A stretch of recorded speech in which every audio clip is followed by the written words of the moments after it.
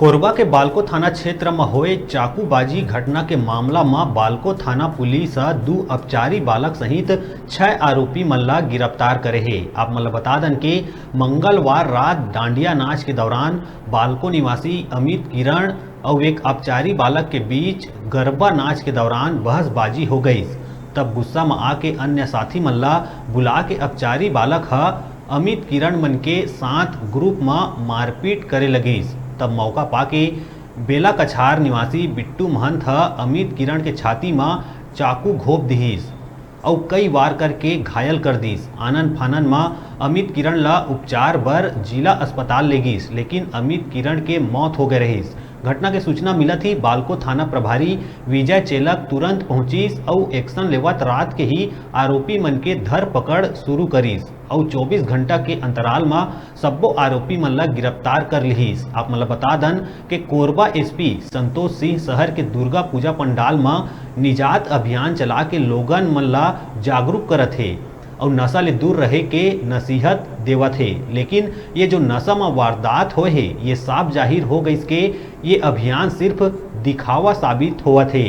चाहतीस थाना प्रभारी है समिति वाला मन गरबा में नशा करके नहीं आए के साफ हिदायत देतीस, लेकिन थाना प्रभारी के चूक के कारण ये वारदात हो गई। फिलहाल ये खुशी है मातम में छा गए। यह घटना एक लड़कों द्वारा चाकूबाजी के तरीके से हुआ है, जो मर्डर कहा जा सकता है इसके लिए मैं अभी थाना आया हुआ हूँ और थाना में इस पर जांच करवा के जो इसका जो घटना का अंजाम दिया है उसको सजा दिलवाने के लिए यहाँ पर आया हुआ हूँ। पुलिस क्या कह रही है घटना को लेकर? पुलिस सब बाकी लड़कों से बयान लिया हुआ है, अब बता रहे हैं कि जो भी इसका गुनहगार है उसको हम लोग सजा दिलवाएंगे और इसका लिए हम लोग आगे कार्रवाई कर रहे हैं। ऐसा कर रहे हैं। घटना तो डांडिया ग्राउंड में उसके पास हुई है, पुलिस की वहाँ पर सुरक्षा व्यवस्था थी कि नहीं थी? अब सुरक्षा व्यवस्था तो रहता तो है ऐसे रहने के लिए, लेकिन उस समय था कि नहीं था ये बता नहीं पाऊँगा।